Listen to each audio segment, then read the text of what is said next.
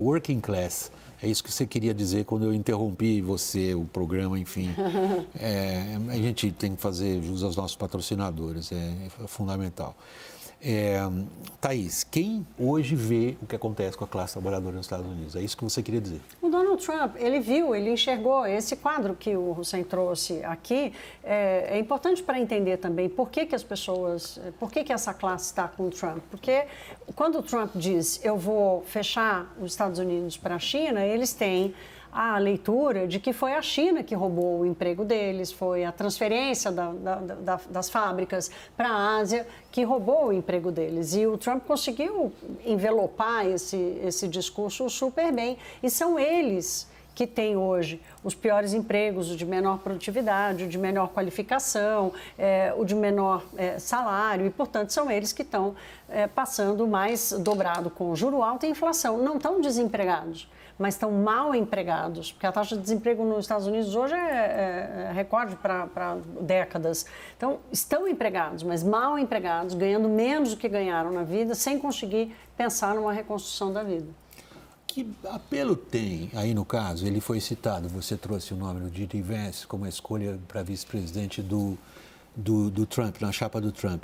Agora, o J.D. Vance é justamente a voz que vem desse rural Midwest, dessa área rural do meio-oeste americano, onde, digamos, o sonho americano terminou numa situação de desespero, onde a ideia de que trabalhando eu venço na vida e conquisto um status, isso não se realiza há mais de uma geração.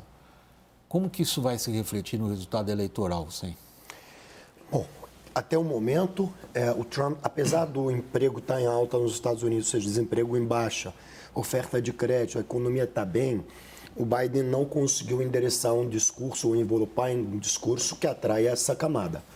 Vamos ver se a Kamala Harris agora consegue endereçar. Por hora, o Trump ele é o melhor entre os três, quer dizer, até o momento, no pleito, o Biden está fora, a Kamala entrou, mas ele é o melhor que consegue endereçar esse discurso, não só para o Midwest, mas também isso vai para os swing states, alguns estados estão na Arizona, você tem a Geórgia que está no sul, e para aquele cinturão do ferro. Né? Então, ferrugem.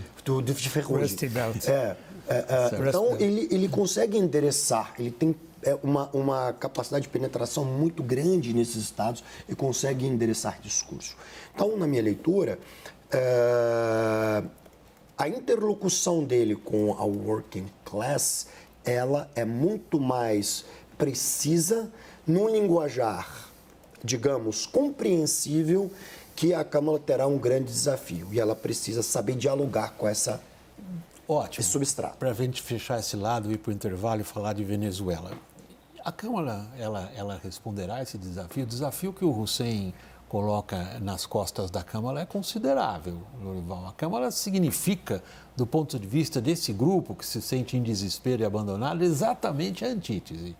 Ela representa o Estado, ela representa a intervenção federal, ela representa o que eles consideram a frieza das elites americanas em relação à situação real das famílias. Eles estão pedindo a volta do protecionismo, né, que voltou com o Trump, que o Biden também traz e tal, e ninguém pode escapar disso nesse momento nos Estados Unidos, porque foi a globalização que causou essa perda de empregos de boa qualidade. Ok. Então, isso aí virou um consenso nos Estados Unidos, o que é chocante, né? Agora, de fato, veja o que o J.D. Vance disse sobre a Câmara em 2021, não foi nem agora. Essa mulher não tem filho. Como que ela pode... Nós estamos entregando o país para pessoas que não têm filho.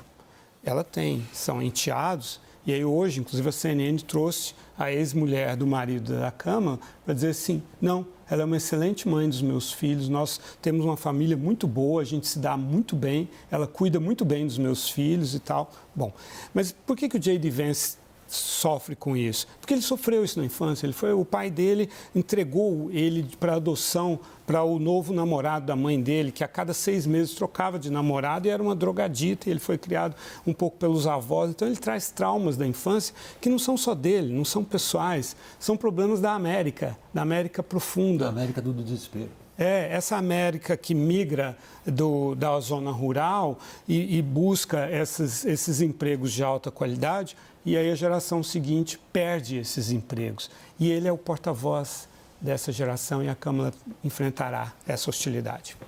Para terminar, ela consegue? Ninguém Eu estou falando especificamente, porque nós estamos tratando de um fator social relevantíssimo. Como nós vimos na eleição brasileira na última, nós tratamos disso aqui também. Quem é um fator decisivo na eleição Lula-Bolsonaro, por exemplo? A mulher preta pobre na comunidade. Nós temos essa figura decisiva, sobretudo nos estados que alternam. Ela consegue? Ela traz, segundo a pesquisa da CNN, ela traz os eleitores que elegeram o Biden, que fizeram a diferença em 2020 e que o Biden perdeu agora. É o recorte da pesquisa. Que são os negros, os latinos.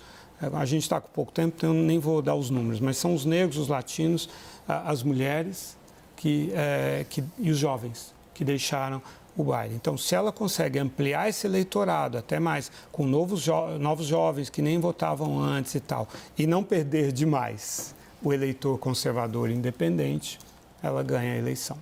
Bom, vamos amarrar por aqui hoje, infelizmente. Thaís, obrigado, querida. Nós vamos para a Venezuela e você para o descanso merecido. Fechou.